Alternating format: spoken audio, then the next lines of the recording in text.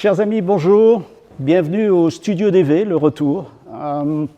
Après quelques mois d'ouverture du club, hélas, le Codeco nous a fait refermer. Il est impossible de faire des events ou des soirées club dans de bonnes conditions. Donc voilà, tout est là. Le Père Noël avait apporté ses traîneaux rouges, de très belles autos. La déco de Noël est là. Et nous sommes là pour faire un débriefing de cette exceptionnelle saison Formule 1 2021. À mes côtés, comme la fois dernière, je commence par toi, Ziv, question d'âge, question de respect. Ziv Knoll, passionné de sport automobile, qui commente avec l'ami Pierre Van Vliet, qui sera d'ailleurs là la semaine prochaine, retour d'Espagne. L'ami Ziv qui commente avec Pierre IndyCar sur Vous Sport. Et puis l'incontournable, mon bras droit, l'incontournable Martin Businaro, journaliste émérite à l'ADH, à Speed Magazine, à F1, enfin on ne sait plus. Et pilote également maintenant, très bon pilote de Fun Cup. Bravo pour ta saison, Martin. Alors les gars, je suis assez content. Toi, tu as mis un pull orange, comme par hasard. Oui, il n'y a pas de hasard. Je te félicite. Et Martin, tu as une très très belle chemise de Noël avec des petites Formule 1. Vraiment, vous êtes top. Je suis presque gêné d'être en rouge, quoique la fin de saison de Sainz, on va y revenir, était quand même intéressante. Alors voilà, on va bien sûr parler de ce fabuleux championnat du monde, de cette fin de Grand Prix un peu surréaliste. On va en parler, mais vraiment ouvertement. Je vais d'abord vous poser une question. Est-ce que ça aurait été deux beaux champions du monde, mais pour vous, est-ce que Max Verstappen est un beau champion du monde? Ziv. Ah bah oui, hein, ça c'est sûr, il n'y a aucun doute là-dessus, Jean-Paul. C'est un magnifique champion du monde. On a du mal à le dire, hein, parce qu'il a 24 ans, il est jeune, on a l'impression qu'il vient d'arriver, mais déjà, il a éclaboussé de son talent toutes ces saisons, et donc, oui, absolument, un beau champion du monde. Les chiffres sont là, hein, les victoires, les pole positions. 10 voilà. victoires, 18 podiums, c'est un record. Oui. Il a fait preuve de maturité, de vitesse, d'agression. Il a toutes les qualités, ce garçon. Alors, peu d'erreurs, pas d'erreurs, très peu, mais un bad boy. Maintenant, on connaît bien le père tous, ça ne pouvait pas être un garçon policé. Est-ce que tu le trouves trop bad boy? C'est agressif? C'est vrai que les temps ont changé. Hein. Il est un bad boy, on se permet des choses sur la piste que dans les années 70, dans les années 80, on ne se serait pas permis parce que ça aurait généré des accidents à l'issue terribles. Tandis qu'aujourd'hui, on s'en sort. On a vu la sortie de Silverstone, par exemple, à pleine vitesse, on prend 70 G et on s'en sort indemne. Je te pose une question, je vais tout de suite chez Martin. Est-ce que tu dis ça a changé? Moi, j'ai l'impression que ce qui a surtout changé, c'est la configuration des circuits. Est-ce qu'il ne faut pas très vite revenir au bac à gravier? Parce que si tu vois ici, dans le premier tour, l'attaque de Verstappen est surréaliste à l'intérieur d'Hamilton. Hamilton part très large parce qu'il a la place. Il a un bénéfice d'une seconde et demie, au minimum. Pas de sanction, rien. Est-ce que s'il y avait des bacs à gravier, est-ce que ça ne change pas un peu la donne? Oui, de toute façon, ça change la donne, mais les circuits sont bien parce qu'il y a un panachage de circuits, effectivement, où il y a de la place, et puis d'autres où il y a des murs, et on s'en félicite. L'histoire du premier tour et de la controverse, moi je trouve que Hamilton aurait dû rendre sa place. Mais non, il ne doit pas rendre la place puisqu'il est premier. Non, parce que non, Max avait pris un nez d'avance, bon. Mais vaste débat. Vaste débat. On le fera si on le reste du temps. Voilà, on peut en parler. Et c'est vrai que les circuits le permettent, les voitures le permettent. Hein. Le Halo a sauvé des vies d'ores et déjà, donc on peut s'en féliciter. La tête d'Hamilton. Mais pour revenir, à Monza.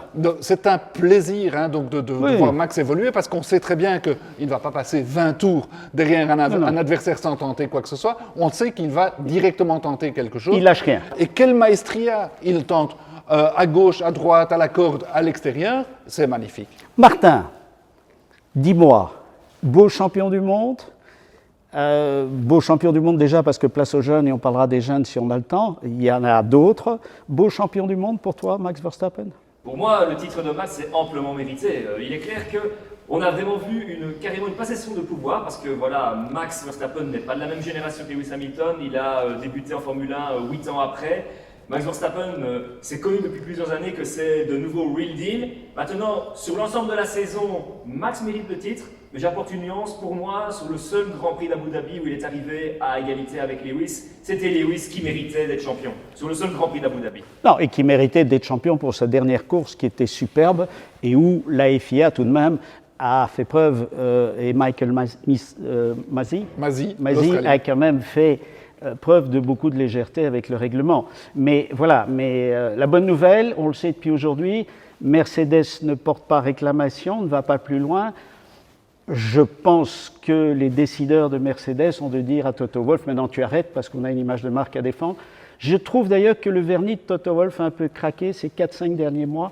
Un directeur de team qui perd son sang-froid, qui cale son casque et qui, voilà, c'est une remarque personnelle. Oui, mais d'un autre côté, c'est vrai que le spectacle est également dans les stands de nos jours et que ce petit mano à mano entre Christian Horner et Toto Wolff est aussi amusant à observer. Oui. Et donc, chacun montre que dans le fond, ce ne sont pas des machines, que ce sont des compétiteurs nés tous les deux. Et puis, un peu les sales coups, les sales paroles, etc. Oui, mais si tu me permets, moi j'ai trouvé que Hamilton et Verstappen entre eux étaient nettement plus classieux, si j'ose dire, que Toto Wolff et Horner. Voilà, je dis leur vernis un peu à craquer. Qu'est-ce que tu en penses? Pour d'abord parler du fait que Mercedes a décidé de laisser tomber l'affaire, je pense effectivement que c'est une décision qui va bien plus haut que Toto Wolff. Je pense que c'est un arrangement qu'il y a eu directement avec les bonzes de chez Daimler à Stuttgart et la FIA pour effectivement l'intérêt de l'image de Mercedes, de la Formule 1 et du sport automobile en général. Parce que là, ici, ce qu'il y a eu, c'est simple, on a eu une saison fabuleuse. C'est très simple, là, ici, le dernier Grand Prix, tout le monde l'a regardé.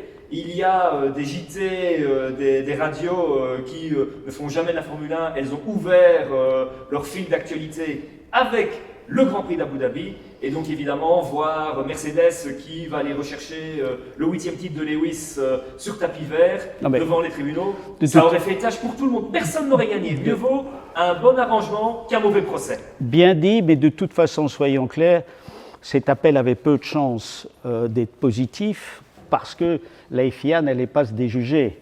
Maintenant, il faut quand même se rendre compte qu'il y a des choses surréalistes. Moi, j'ai découvert cette année les liaisons radio entre les directeurs d'écurie et la FIA en live. La pression pour ce pauvre type est surréaliste. C'est comme si un arbitre de football avait Company plus un autre entraîneur qui lui dit « Mais t'as vu, il a fait une faute, pourquoi t'as pas sifflé ?» Je crois qu'ils doivent très très vite arrêter ça, non? Absolument, il faut qu'ils arrêtent ça. Mais d'un autre côté, pour notre plus grand plaisir, on a l'impression que c'est d'aujourd'hui. Hein. On entend effectivement ces négociations entre team manager et qui Michael existent Masi. depuis longtemps. Ça existe depuis toujours. Seulement maintenant, grâce à Liberty Media, on a les correspondances radio. Et donc pour le spectateur, c'est aussi amusant d'avoir cet élément en plus. D'accord.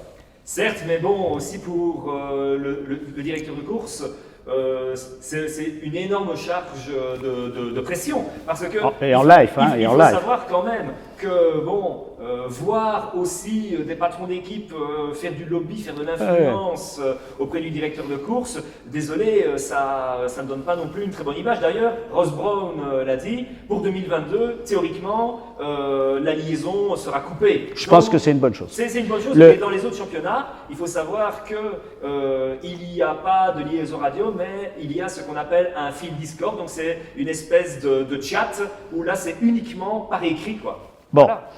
On ne va pas parler des autres championnats, on a déjà assez à faire avec la F1. Le pauvre Charlie Whiting, il doit se retourner quand même dans sa tombe, parce que je pense que s'il avait été là, ça ne se serait jamais passé comme ça. Est-ce qu'on peut quand même dire que sur l'ensemble de la saison, jusqu'à ces 5 derniers tours, Hamilton, pour le moins, avait été légèrement favorisé, et que là, il y a un retour de bâton hallucinant que même Stanley Kubrick n'aurait pas osé penser. Absolument.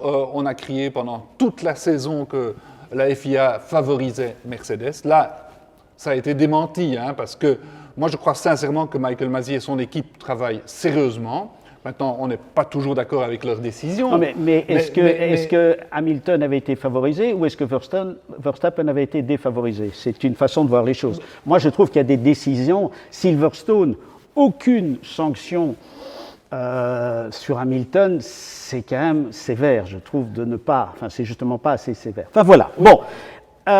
Mais disons que c'était assez équilibré, hein, genre. Ce qui est arrivé à Abu Dhabi, je trouve que c'est en fait le pinacle d'un laxisme qu'il y a depuis le premier Grand Prix de la saison vis-à-vis de la FIA et de la direction de course. Parce que souviens-toi, à Bahreïn, avec l'affaire des limites de la piste, où Lewis coupe et gagne un temps substantiel et Verstappen, il dépasse Lewis hors limite, on lui dit directement rends la position. Au fur et à mesure de la saison, on a vu des sanctions qui ont été très très clémentes, alors que parfois ça méritait beaucoup plus. Là ici, ce qui est arrivé à Jeddah, à l'avant-dernier Grand Prix, eh ben, j'estime que Verstappen méritait le drapeau noir. Donc finalement... Ça s'équilibre. Ça s'équilibre, Bon, voilà. alors, Masi rend son tablier ou il ne le rend pas? On met quelqu'un d'autre à sa place? Moi, je ne pense pas. Je crois qu'ils vont revoir les procédures, ça oui. D'accord. On va en discuter, on va analyser ce qui s'est passé. Ce qu'il faut dire, c'est que je pense que Michael Masi a agi dans le feu de l'action. Oui, il devait oui. prendre des décisions. Oui, Et il remet d'ailleurs Toto Wolff un moment en place en lui disant disant, Toto, maintenant race, c'est la place, course. c'est la course. Et Ok. voilà. Ok. Et ce qu'il voulait, c'est de ne surtout pas terminer le championnat sous drapeau jaune. Voilà. Oui, oui, et derrière une voiture de sécurité. Donc sa motivation est assez louable. Et s'il avait voulu favoriser Verstappen, il aurait peut-être sorti un drapeau rouge, nouveau départ. Mais je trouve que voilà, après la pièce tombe du bon côté pour Verstappen. Bon. Personnellement, pour Michael, je pense que oui, il n'a aucune raison d'être évincé, mais je pense qu'il lui faut quelqu'un pour le seconder sur tous les Grands Prix. et Comme probablement... c'était le cas avec Charlie Whiting et Herbie Blash. Il lui faut un bras droit qui soit avec lui, parce que c'est vrai que... Comme toi et moi. Voilà. Tu es mon bras droit. Parce que Michael Masi, il a une énorme charge de travail et il ne peut pas non plus faire tout seul. Les amis, je ne sais déjà pas plus qui nous regarde, on va être très long. Je voudrais avoir votre avis de manière plus générale. Quel est votre point de vue de la saison? On sait qu'elle est exceptionnelle, elle nous ramène il y a bien longtemps des duels célèbres que je ne vais pas remettre sur le tapis. Mais quelle est la chose que vous avez vraiment appréciée cette saison, Ziv? Moi, ce que j'ai aimé, c'est qu'enfin, Hamilton a eu un adversaire.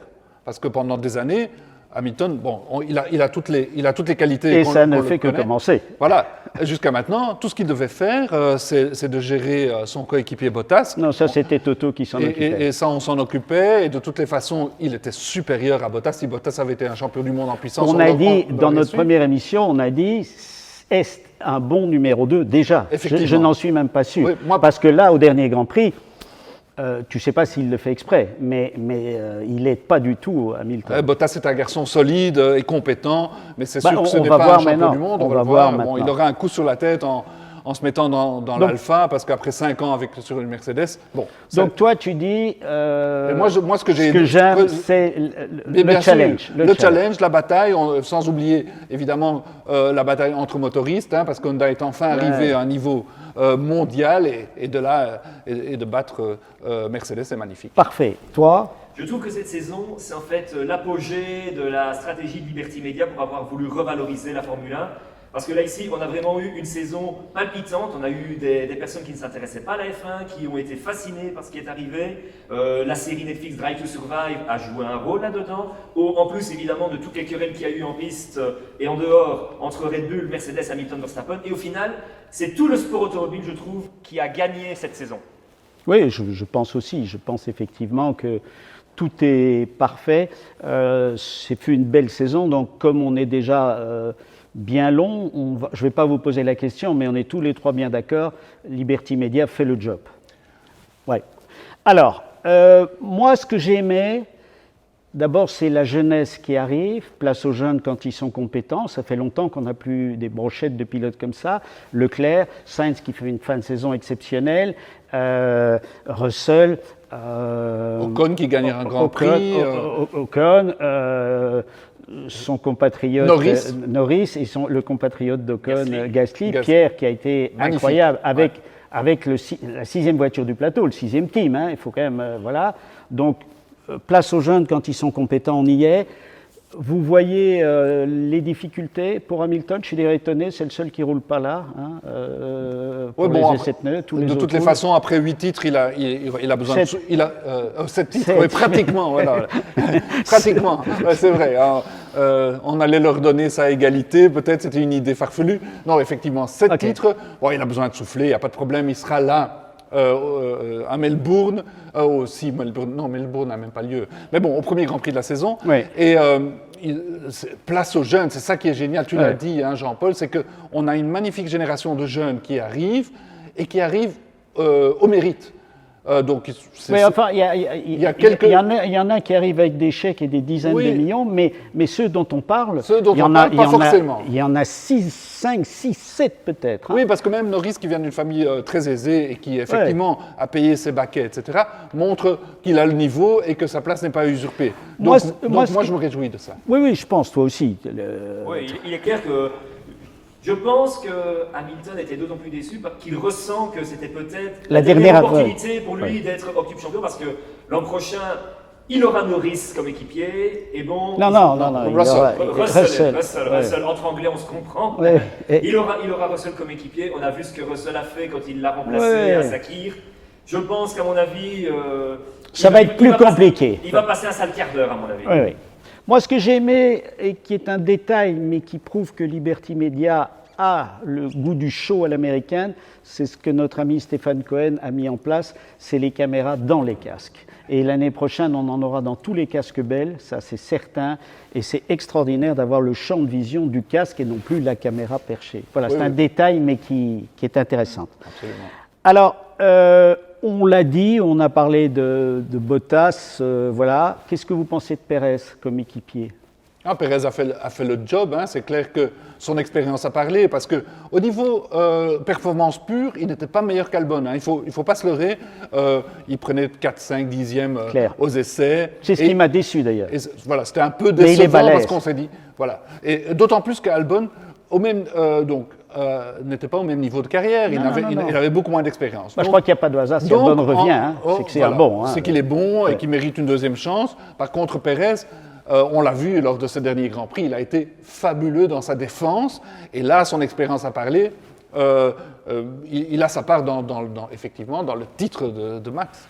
Perez a clairement mérité sa place chez Red Bull. Il est clair que pour lui, arriver chez Red Bull sur une voiture qui n'est pas du tout de la même philosophie que son ancien Racing Point, qui était une Mercedes maquillée, Oui, c'était pas facile. et qui est un team qui tourne Voilà. autour de Max. Voilà, il est clair que là, moi, je me suis régalé de voir Checo faire une défense sportive, mais musclée contre Lewis. Avec des pneus cuits. Maintenant, je trouve que sur l'ensemble de la saison, pour faire la comparaison au niveau des lieutenants, je trouve que Bottas était plus régulier que Perez, qui a eu plus de performances en dents de scie, parce que parfois il n'a même pas passé la Q3. Hein. Non, mais on verra l'année prochaine. Maintenant, il est dans le team, il va commencer l'année, il sait comment ça fonctionne. Je crois que c'est. Voilà, moi, il m'a pas déçu et son dernier Grand Prix m'a rassuré pour son avenir.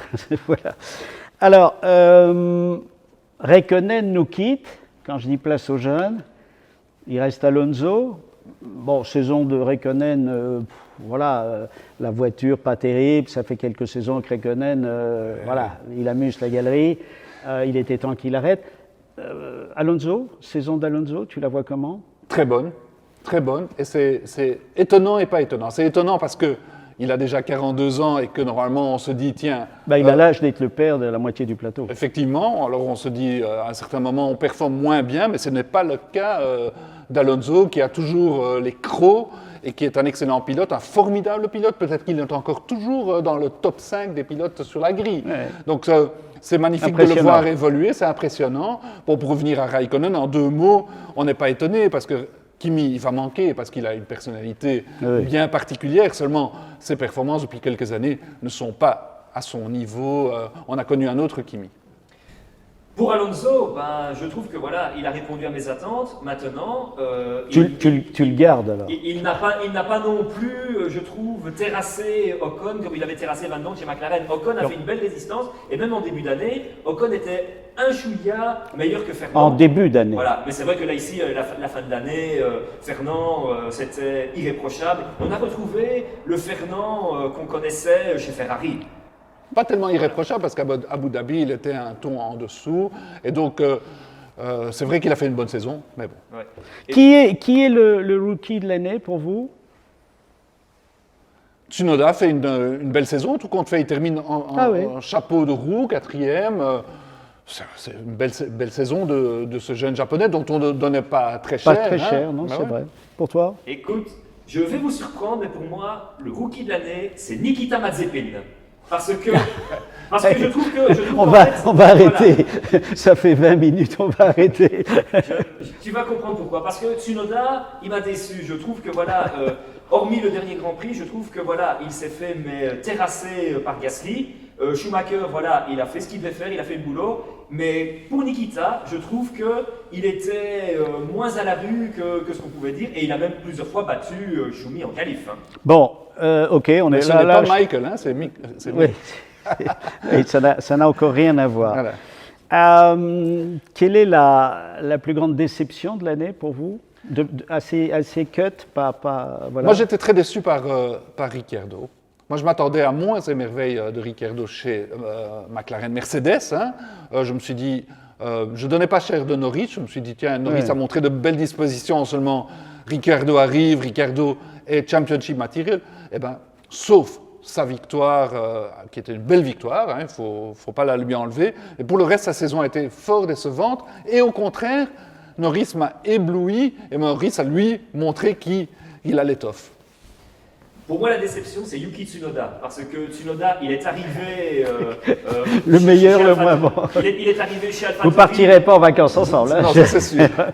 Il est arrivé chez AlphaTauri en étant le meilleur japonais depuis Takuma Sato. On pensait qu'il allait faire presque jeu égal avec Gasly. Et finalement, hormis le dernier Grand Prix à Abu Dhabi où il est au pied du podium, eh bien, il a presque tout le temps été éliminé en Q3. Il a fait beaucoup d'erreurs. Il a fait pas mal d'erreurs. Gasly lui a chaque fois mis une valise.